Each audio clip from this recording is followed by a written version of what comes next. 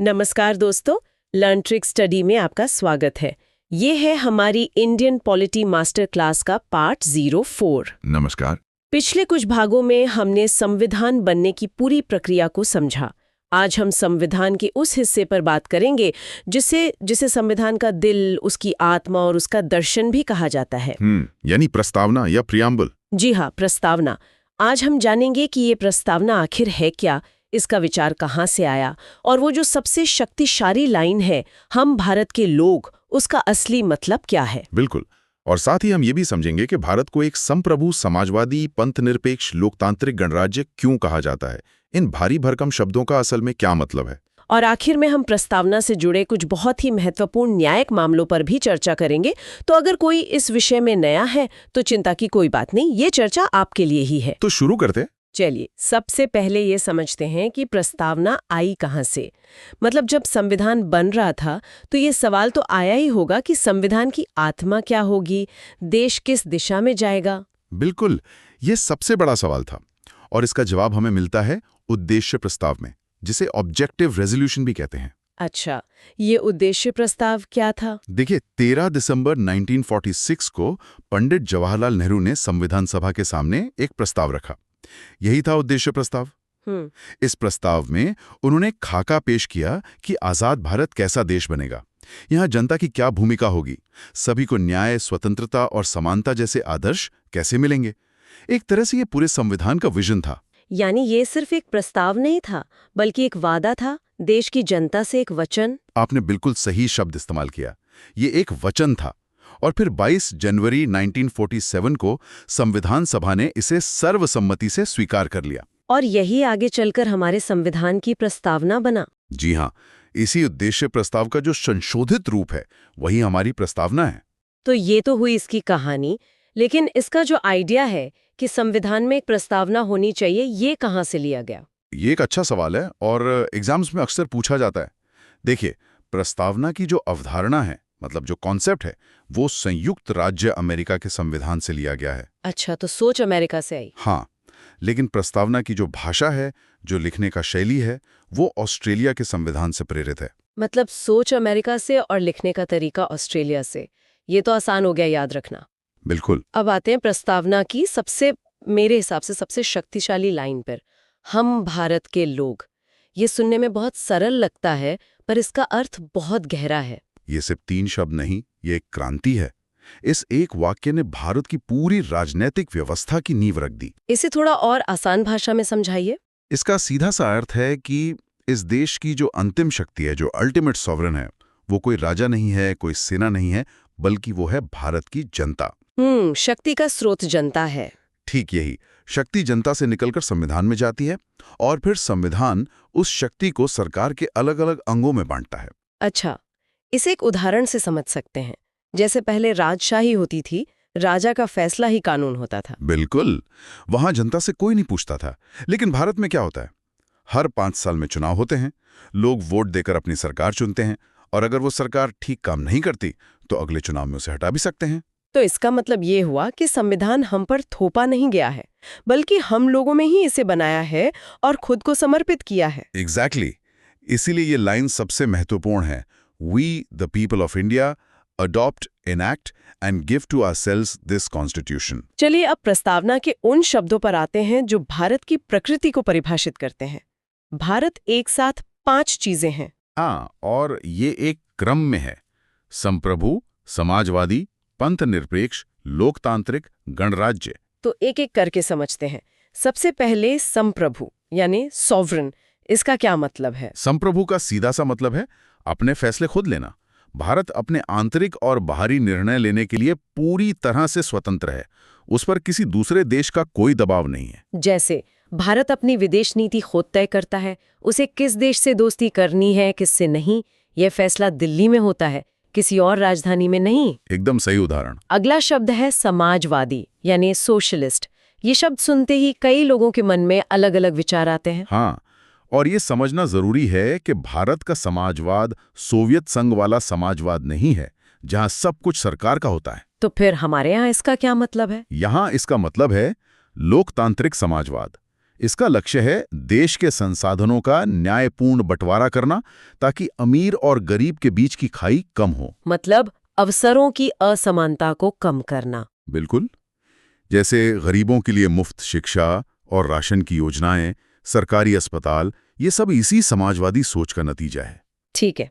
अगला शब्द है पंथ निरपेक्ष यानी सेक्युलर।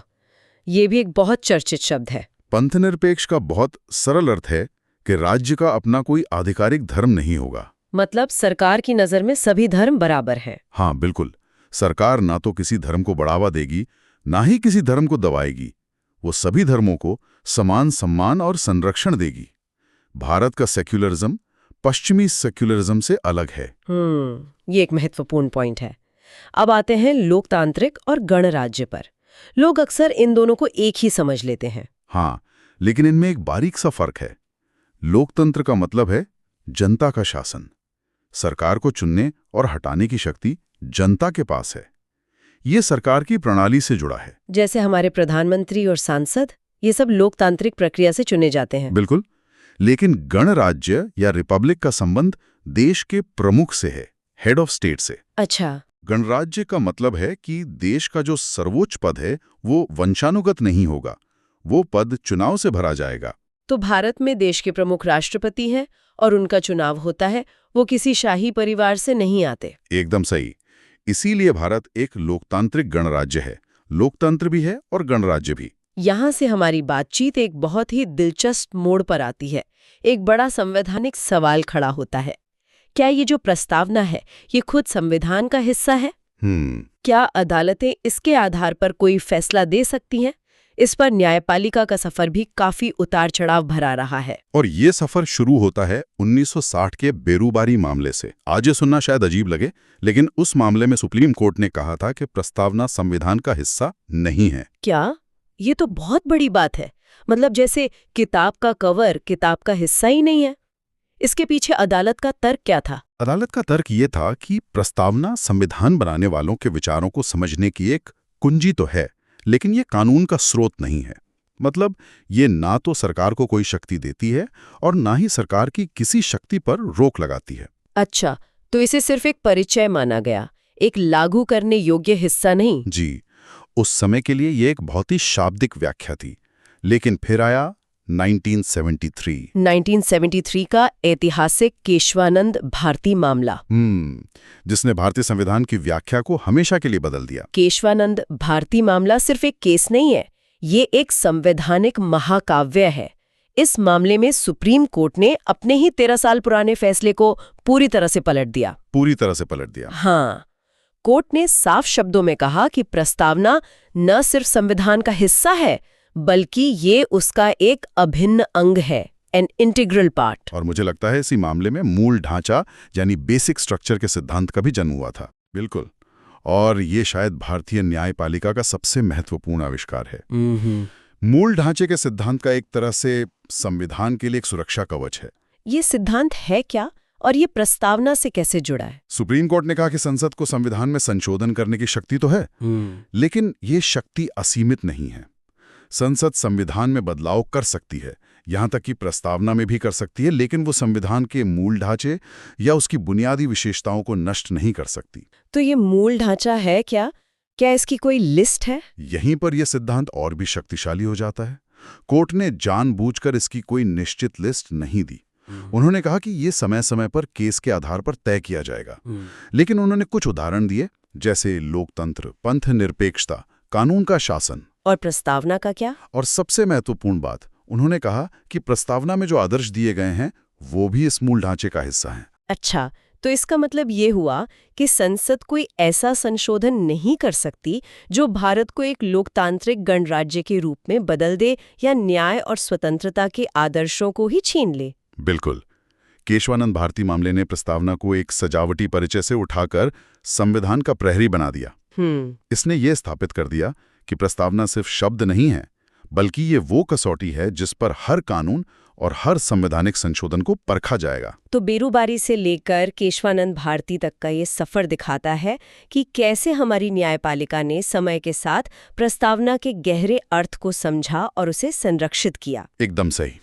आज हम इंडियन पॉलिटी के एक ऐसे टॉपिक पर बात करेंगे जो हर कॉम्पिटिटिव एग्जाम की जान है, लेकिन अक्सर इसे कह सकते हैं बस सरसरी तौर पर पढ़कर छोड़ दिया जाता है। हाँ, और वो टॉपिक है भारतीय संविधान की 12 अनुसूचियां, द 12 शेड्यूल्स। बिल्कुल, ज्यादातर विद्यार्थी आर्टिकल्स यानी अनुच्छेदों के जंगल में कहीं खो जाते हैं और अनुसूचियों की जो अहमियत है उसे नजरअंदाज कर देते हैं। सही बात है, जबकि सच तो ये है कि यहाँ से सीधे सीधे कॉन्सेप्ट बेस्ड सवाल बनते हैं। अगर ये 12 अनुसूचियां समझ आ गईं तो समझिए संविधान का एक बड़ा हिस्सा आपकी मुट्ठी में है। और इसे समझने का सबसे आसान तरीका क्या हो सकता है? देखिए, अगर संविधान एक किताब है तो अनुच्छेद मतलब आर्टिकल्स उस किताब के चैप्टर्स हैं जो बताते हैं कि क्या करना है। जी। लेकिन उन चैप्टर्स के आखिर में जो अपेंडिक्स या रेफरेंस लिस्ट्स होती हैं, जो डिटेल्स देती हैं, असल में वही हैं अनुसूचियां। ये बताती हैं कि कोई काम कैसे और कहाँ होगा। एकदम सही एनालॉजिकल एक्सप्लेनेशन है। तो चलिए आज इन 12 अनुसूचियों की गहराई में उतरते हैं और इन्हें सिर्फ रटना नहीं बल्कि इनके पीछे की जो सोच है और इनका जो व्यवहारिक असर है उसे समझते हैं। बिल्कुल, ताकि इनसे जुड़ा कोई भी सवाल कभी गलत ना हो। तो चलिए इस संविधान की लाइब्रेरी में चलते हैं और पहली किताब मतलब पहली अनुसूची उठाते हैं। सुनने में बहुत बेसिक लगता है, राज्यों के नाम। लेकिन सोचिए, अगर ये लिस्ट ही ना हो तो भारत की परिभाषा क्या होगी? बिल्कुल, पहली अनुसूची एक तरह से भारत का आधिकारिक परिचय पत्र है। इसमें 2 चीजें साफ साफ लिखी होती हैं। पहला, भारत के सभी राज्यों के नाम जी। और दूसरा, सभी केंद्र शासित प्रदेशों यानी यूनियन टेरिटरीज के नाम और उनकी भौगोलिक सीमाएं, उनकी बाउंड्रीज कहाँ तक हैं। अच्छा, तो इसका मतलब ये हुआ कि अगर कल को संसद कोई नया राज्य बनाती है, जैसे 2014 में आंध्र प्रदेश से तेलंगाना को अलग किया गया, हाँ, या फिर 2 केंद्र शासित प्रदेशों को मिला दिया जाता है, जैसे दमन और दीव और दादरा और नगर हवेली के साथ हुआ, तो वो सारे बदलाव इसी पहली अनुसूची में ही दर्ज किए जाएंगे। जी, परीक्षा के नजरिए से यही इसका सबसे महत्वपूर्ण पहलू है। कोई भी क्षेत्रीय बदलाव सीधे पहली अनुसूची को प्रभावित करता है। ये एक लिविंग डॉक्यूमेंट है जो भारत के राजनीतिक नक्शे के साथ साथ बदलता रहता है। ठीक है, तो हमने देश की सीमाओं और उसके हिस्सों को परिभाषित कर लिया। अब आते हैं उन महत्वपूर्ण पदों पर जो इस देश को चलाते हैं, और जहां पद आते हैं वहां उनके वेतन और भत्तों की बात भी आती है। और यहीं से दूसरी अनुसूची की कहानी शुरू होती है। हाँ, इसे हम एक तरह की कॉन्स्टिट्यूशनल वीआईपी सैलरी लिस्ट कह सकते हैं। VIP salary list. जी, इसमें देश के कुछ चुनिंदा और सर्वोच्च संवैधानिक पदों पर बैठे अधिकारियों के वेतन, भत्तों और पेंशन का जिक्र है। यह मुझे हमेशा एक कंफ्यूजन रहता है, क्या इस लिस्ट में प्रधानमंत्री और मुख्यमंत्री भी शामिल हैं? क्योंकि वो भी तो देश और राज्य के सबसे शक्तिशाली पदों में से हैं। ये एक बहुत ही शानदार सवाल है और यहीं ज्यादातर विद्यार्थी गलती कर बैठते हैं। नहीं, इस सूची में केवल संवैधानिक पदों की बात है जिनकी स्वतंत्रता और निष्पक्षता बनाए रखना जरूरी है, राजनीतिक पदों की नहीं। अच्छा। इसमें राष्ट्रपति, राज्यों के राज्यपाल, लोकसभा के अध्यक्ष और उपाध्यक्ष, राज्यसभा के सभापति और उपसभापति, सुप्रीम कोर्ट और हाई कोर्ट के जज और भारत के सीएजी शामिल हैं। और प्रधानमंत्री और मुख्यमंत्री का वेतन? उनका वेतन संसद या राज्य की विधानसभा वो कानून बनाकर तय करती है। वो इस संवैधानिक सुरक्षा के दायरे में नहीं आते। और ये संवैधानिक सुरक्षा दी ही क्यों गई है? मतलब सरकार इसे अपनी मर्जी से कम क्यों नहीं कर सकती? देखिए, इसके पीछे की सोच ये है कि इन बड़े पदों पर बैठे लोग, खासकर न्यायपालिका और सीएजी, वो पूरी तरह से स्वतंत्र और निष्पक्ष होकर काम कर सकें। सोचिए, अगर सरकार किसी जज की सैलरी अपनी मर्जी से कम करने की ताकत रखती, तो क्या कोई जज सरकार के खिलाफ फैसला देने में सहज महसूस करता? बिल्कुल नहीं। न्यायपालिका पर एक तरह का दबाव बन जाता। इसीलिए ये प्रावधान उनकी स्वतंत्रता को सुनिश्चित करता है। बहुत बढ़िया। तो पद हो गया, वेतन हो गया। आप पद संभालने से पहले एक शपथ लेनी होती है, एक वचन, और यहीं पर तीसरी अनुसूची आती है। जी, और इस शपथ या प्रतिज्ञान का प्रारूप क्या होगा, कौन क्या शब्द कहेगा, ये सब तीसरी अनुसूची में विस्तार से लिखा गया है। इसमें केंद्रीय मंत्री, एमपी, एमएलए, सुप्रीम कोर्ट और हाई कोर्ट के जज और सीएजी द्वारा ली जाने वाली शपथ का पूरा फॉर्मेट दिया गया है। लेकिन यहाँ परीक्षा के लिए एक बहुत बड़ा पेच है, एक जाल जिसमें अक्सर सवाल फंसाते हैं। बिल्कुल, और वो ये है कि भारत के राष्ट्रपति, उपराष्ट्रपति और राज्यपाल की शपथ का प्रारूप इस तीसरे अनुसूची में शामिल नहीं है। अच्छा। जी, उनकी शपथ का जिक्र संविधान के अनुच्छेदों में अलग से किया गया है। जैसे राष्ट्रपति की शपथ का प्रारूप अनुच्छेद 60 आर्टिकल 60 में दिया गया है। ये एक बहुत ही कॉमन गलती है जो विद्यार्थी करते हैं। तो अब तक हमने देश की सीमाओं यानी अनुसूची 1, महत्वपूर्ण पदों के वेतन यानी अनुसूची 2 और उनकी शपथ यानी अनुसूची 3 की बात कर ली। मतलब देश का ढांचा खड़ा हो गया है। जी हाँ। लेकिन इस ढांचे में राज्यों का प्रतिनिधित्व कैसे होगा? संसद में उनकी आवाज कैसे सुनी जाएगी? यहीं से कहानी चौथी अनुसूची की शुरू होती है। बिल्कुल, जो राज्यसभा में सीटों के बंटवारे की पहेली को सुलझाती है। जैसा कि हम जानते हैं, राज्यसभा को काउंसिल ऑफ स्टेट्स भी कहते हैं, यानी राज्यों की परिषद। तो हर राज्य का वहां प्रतिनिधित्व होता है। लेकिन किस राज्य को कितनी सीटें मिलेंगी, इसका आधार क्या होगा? चौथी अनुसूची यही बताती है। और इसका आधार है जनसंख्या, पॉपुलेशन। जी, यानी जिस राज्य की जनसंख्या जितनी ज्यादा होगी, राज्यसभा में उसकी आवाज उतनी ही बुलंद होगी, उसे उतनी ही ज्यादा सीटें मिलेंगी। इसी वजह से उत्तर प्रदेश को सबसे ज्यादा 31 सीटें मिली हैं। बिल्कुल। और वहीं गोवा, सिक्किम, मिजोरम जैसे छोटे राज्यों को सिर्फ एक सीट मिली है। चलिए अब उन अनुसूचियों की तरफ चलते हैं जो भारत की विविधता और कुछ विशेष क्षेत्रों की जरूरतों को संबोधित करती हैं। शुरुआत करते हैं 5वीं अनुसूची से। हाँ, 5वीं अनुसूची का संबंध भारत के अनुसूचित और जनजातीय क्षेत्रों मतलब शेड्यूल्ड एंड ट्राइबल एरियाज के प्रशासन और नियंत्रण से है। इसका मुख्य उद्देश्य इन क्षेत्रों में रहने वाले आदिवासी समुदायों की जमीन, उनकी संस्कृति और उनके हितों की रक्षा करना है। और इन क्षेत्रों में राज्यपाल को विशेष शक्तियां दी जाती हैं। जी बिल्कुल। तो ये नियम भारत के कई राज्यों में लागू होते हैं जहां जनजातीय आबादी है। लेकिन इसमें भी एक महत्वपूर्ण अपवाद है, एक एक्सेप्शन है। हाँ, और ये बहुत जरूरी है। 5वीं अनुसूची के प्रावधान 4 उत्तर पूर्वी राज्यों पर लागू नहीं होते। कौन कौन से हैं वो? ये राज्य है असम, मेघालय, त्रिपुरा और मिजोरम। इनके जनजातीय क्षेत्रों के लिए संविधान में एक अलग और भी ज्यादा विशेष व्यवस्था की गई है, जो हमें छठी अनुसूची में मिलती है। बिल्कुल। तो ऐसा क्या खास है इन 4 राज्यों में जो इनके लिए एक अलग ही अनुसूची बनानी पड़ी? देखिए, छठी अनुसूची सिर्फ और सिर्फ इन्हीं 4 राज्यों के लिए है, असम, मेघालय, त्रिपुरा और मिजोरम। यहाँ की जनजातियों की अपनी बहुत ही विशिष्ट और संरक्षित संस्कृति है, जिसे और ज्यादा स्वायत्तता मतलब ऑटोनॉमी की जरूरत महसूस की गई। इन 4 राज्यों को याद रखने की एक बहुत अच्छी ट्रिक भी है जो परीक्षा में बहुत काम आती है। जी, वो ट्रिक है एटीएम में मनी नहीं है। यहाँ ए से असम, टी से त्रिपुरा, एम से मेघालय और मनी नहीं है से ये याद रखना है कि इस लिस्ट में मणिपुर शामिल नहीं है, जबकि दूसरे एम का मतलब मिजोरम है। ये छोटी छोटी ट्रिक्स ही हैं जो परीक्षा के दबाव में जान बचाती हैं। बिल्कुल। और इन क्षेत्रों को विशेष शक्ति क्या मिलती है? यहाँ स्वायत्त जिला परिषदों मतलब ऑटोनमस डिस्ट्रिक्ट काउंसिल्स का गठन किया जाता है। ये काउंसिल एक तरह की मिनी पार्लियामेंट होती हैं। इन परिषदों को अपनी जमीन, जंगल, स्थानीय शासन और संस्कृति से जुड़े मामलों पर अपने नियम कानून बनाने का अधिकार होता है, ताकि उनकी पहचान सुरक्षित रहे। जी, पूरी तरह से। अब आते हैं 7वीं अनुसूची पर, जिसे भारतीय संघीय ढांचे का दिल, the heart of the federal system भी कहा जाता है। बिल्कुल। ये शक्तियों के बंटवारे से संबंधित है। देश कौन चलाएगा, केंद्र या राज्य? इसका जवाब ये अनुसूची देती है। इसमें 3 सूचियां दी गई हैं, संघ सूची, राज्य सूची और समवर्ती सूची। चलिए इसे थोड़ा और सरल बनाते हैं। संघ सूची, यूनियन लिस्ट में कौन से विषय आते हैं? इस सूची में राष्ट्रीय महत्व के विषय हैं, जिन पर पूरे देश में एक जैसे कानून की जरूरत होती है, जैसे रक्षा, विदेश मामले, रेलवे, बैंकिंग, मुद्रा। जनगणना भी इसी में आती है। हाँ, जनगणना।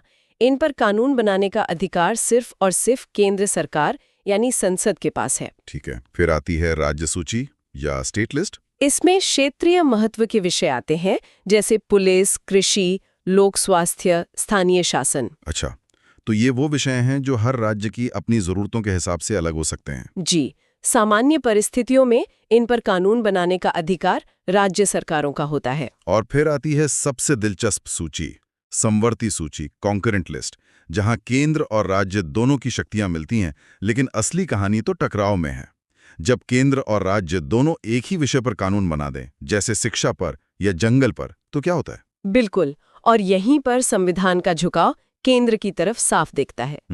अनुच्छेद 254 कहता है कि समवर्ती सूची की किसी विषय पर टकराव की स्थिति में संसद का कानून ही मान्य होगा। राज्य का कानून उस हद तक शून्य हो जाएगा जहां तक वो केंद्रीय कानून का विरोध करता है। अच्छा, तो केंद्र का कानून ही चलेगा। हाँ, असल में शक्ति का पलड़ा केंद्र की तरफ भारी है। बहुत महत्वपूर्ण विश्लेषण। अब 8वीं अनुसूची की बात करते हैं, जो भारत की भाषाई विविधता को दर्शाती है। 8वीं अनुसूची में उन भाषाओं की सूची है जिन्हें संविधान द्वारा आधिकारिक रूप से मान्यता दी गई है। जब संविधान लागू हुआ था तब मूल रूप से इस सूची में केवल 14 भाषाएं थीं। सिर्फ 14? जी, सिर्फ 14। लेकिन समय के साथ विभिन्न संविधान संशोधनों के द्वारा और भाषाओं को इसमें जोड़ा गया और आज इनकी संख्या 22 है। इन 22 भाषाओं की मान्यता का व्यवहारिक असर क्या होता है? इसका बड़ा असर होता है। इन भाषाओं को सरकारी प्रोत्साहन मिलता है, साहित्य अकादमी इन्हें मान्यता देती है और अखिल भारतीय प्रशासनिक सेवाओं की परीक्षा देने वाले उम्मीदवार इन भाषाओं में से किसी एक को चुन सकते हैं। अच्छा। हाल ही में उड़िया भाषा का नाम बदलकर ओडिया किया गया। यह भी इसी अनुसूची में संशोधन करके हुआ। ठीक है, अब उन अनुसूचियों पर आते हैं जिन्हें संविधान लागू होने के बाद संशोधनों के जरिए जोड़ा गया। ये वो अनुसूचियां हैं जो आज़ादी के बाद की नई चुनौतियों से निपटने के लिए लाई गई। शुरुआत 9वीं अनुसूची से। 9वीं अनुसूची भारतीय संविधान की सबसे विवादास्पद अनुसूचियों में से एक है। इससे पहले ही संविधान संशोधन फर्स्ट अमेंडमेंट से। जी, फर्स्ट अमेंडमेंट से। इसका मुख्य उद्देश्य था भूमि सुधार और जमींदारी प्रथा को खत्म करने वाले कानूनों को एक, कह सकते, एक सुरक्षा कवच देना। सुरक्षा कवच किस चीज से? मौलिक अधिकारों से। उस समय जब सरकारें जमींदारों से जमीन लेकर भूमिहीनों को दे रही थीं, तो जमींदार संपत्ति के अधिकार का हवाला देकर कोर्ट चले जाते थे और कानून रद्द हो जाता था। इससे बचने के लिए सरकार ने 9वीं अनुसूची बनाई और ये प्रावधान किया कि इस अनुसूची में डाले गए किसी भी कानून की न्यायिक समीक्षा, मतलब जुडिशियल रिव्यू, नहीं हो सकती। ये एक तरह का ब्लैक बॉक्स था। लेकिन क्या ये ब्लैक बॉक्स हमेशा के लिए बंद रहा? नहीं, और यहीं पर भारतीय न्यायपालिका का ऐतिहासिक हस्तक्षेप आता है। 24 अप्रैल 1973 का वो दिन जब सुप्रीम कोर्ट ने केशवानंद भारती मामले में मूल ढांचे का सिद्धांत दिया। The basic structure doctrine. बिल्कुल। कोर्ट ने कहा कि संसद संविधान में कुछ भी बदल सकती है, लेकिन उसकी नींव नहीं हिला सकती। और इसी के साथ 9वीं अनुसूची का वो असीमित सुरक्षा कवच टूट गया। तो अब न्यायिक समीक्षा हो सकती है? जी, सुप्रीम कोर्ट ने कहा कि इस तारीख के बाद 9वीं अनुसूची में डाले गए किसी भी कानून की समीक्षा हो सकती है, ये देखने के लिए कि कहीं वो संविधान के मूल ढांचे को तो चोट नहीं पहुंचा रहा। कमाल है। अब 10वीं अनुसूची, जो भारतीय राजनीति की एक बड़ी बीमारी से जुड़ी है, दल बदल, आया राम गया राम की राजनीति। बिल्कुल, इसे दल बदल विरोधी कानून या एंटी डिफेक्शन लॉ भी कहते हैं। इसे 500वें संविधान संशोधन 1985 के द्वारा जोड़ा गया था। इसका मकसद क्या था? मकसद था विधायकों और सांसदों की खरीद फरोख्त को रोकना। यानी कोई सांसद या विधायक जिस पार्टी के टिकट पर चुनाव जीता है, वो व्यक्तिगत लाभ के लिए आसानी से दूसरी पार्टी में शामिल न हो सके। और अगर ऐसा करे तो उसकी सदस्यता रद्द करने का प्रावधान इस कानून में है। लेकिन इसका एक दूसरा पहलू भी है जिस पर बहुत बहस होती है। आलोचक कहते हैं कि इस कानून ने हर विधायक को अपनी पार्टी के व्हिप का गुलाम बना दिया। ये एक बहुत ही वैध आलोचना है। इस कानून ने राजनीतिक स्थिरता तो दी, लेकिन इसने पार्टी के अंदर की असहमति को भी खत्म कर दिया। अब कोई विधायक किसी मुद्दे पर अपनी मर्जी या अपने क्षेत्र की जनता की आवाज नहीं उठा सकता अगर पार्टी लाइन अलग है। तो क्या ये कानून स्थिरता के नाम पर एक जनप्रतिनिधि की व्यक्तिगत स्वतंत्रता को खत्म कर रहा है? ये एक सतत बहस का विषय है। बिल्कुल। अब हम अंतिम 2 अनुसूचियों पर आते हैं जो लोकतंत्र को दिल्ली और राज्यों की राजधानियों से निकालकर भारत के गांवों और शहरों तक ले गईं। 11वीं और 12वीं अनुसूची। जी, 11वीं अनुसूची को 73वें संविधान संशोधन 1992 द्वारा जोड़ा गया। ये पंचायतों की शक्तियों, अधिकारों और जिम्मेदारियों से संबंधित है। मतलब ग्रामीण भारत के विकास और शासन की नींव। बिल्कुल। इस अनुसूची में पंचायतों को काम करने के लिए 29 विषय दिए गए हैं, जैसे कृषि, ग्रामीण विकास, पेयजल, सड़कें, गरीबी उन्मूलन कार्यक्रम, महिला एवं बाल विकास। यानी वो सारे काम जो सीधे तौर पर गांव के जीवन को प्रभावित करते हैं। जी। और ठीक इसी तरह शहरों के लिए 12वीं अनुसूची है। हाँ, 12वीं अनुसूची को 74वें संविधान संशोधन 1992 के द्वारा ही जोड़ा गया। ये नगर पालिकाओं मतलब म्यूनिसिपैलिटीज की शक्तियों, अधिकारों और जिम्मेदारियों को बताती है। इसका संबंध शहरी प्रशासन से है। हाँ, और इसमें नगर पालिकाओं के लिए 18 कार्यक्षेत्र दिए गए हैं, जैसे शहरी नियोजन, जल आपूर्ति, सार्वजनिक स्वास्थ्य, सड़कें और पुल, झुग्गी बस्तियों में सुधार, ये सब। तो ये थी हमारी 12 अनुसूचियां। चलिए एक बार बहुत तेजी से सभी का एक रिकैप कर लेते हैं ताकि सब कुछ दिमाग में बैठ जाए। जरूर। पहली अनुसूची राज्य और केंद्र शासित प्रदेश यानी भारत का नक्शा। दूसरी वेतन भत्ते संवैधानिक पदों के लिए। तीसरी शपथ, लेकिन राष्ट्रपति को छोड़कर। चौथी राज्यसभा की सीटें जनसंख्या के आधार पर। पांचवी अनुसूचित क्षेत्रों का प्रशासन। छठी असम, त्रिपुरा, मेघालय, मिजोरम का विशेष प्रशासन। सातवीं शक्तियों का बंटवारा मतलब 3 सूचियां। आठवीं 22 आधिकारिक भाषाएं। नौवीं भूमि सुधार कानून और न्यायिक समीक्षा का मुद्दा। 10वीं दल बदल विरोधी कानून। 11वीं पंचायतें और उनके 29 विषय। और 12वीं नगर पालिकाएं और उनके 18 विषय। अगर आप देखें तो ये 12 अनुसूचियां सच में संविधान की रीढ़ की हड्डी हैं। ये बताती हैं कि भारत कैसे काम करता है, इसकी विविधता को कैसे संभाला जाता है और शक्ति का बंटवारा जमीनी स्तर तक कैसे होता है। बिल्कुल, अगर ये समझ आ गई तो संविधान का एक बहुत बड़ा हिस्सा अपने आप समझ आ जाता है। और सभी विद्यार्थियों को हमारा यही संदेश है, पॉलिटी से डरना नहीं है, इसे सही तरीके से समझना है। जब आप हर प्रावधान के पीछे का क्यों समझने लगते हैं तो ये विषय बहुत आसान और दिलचस्प हो जाता है। आपकी मेहनत और सही मार्गदर्शन आपको सफलता जरूर दिलाएगा। अगर ये वीडियो आपको उपयोगी लगा हो तो इसे लाइक करें, अपने दोस्तों के साथ शेयर करें जो परीक्षाओं की तैयारी कर रहे हैं, और लर्न ट्रिक्स स्टडी चैनल को सब्सक्राइब करना ना भूलें ताकि आप कोई भी महत्वपूर्ण लेक्चर मिस ना करें।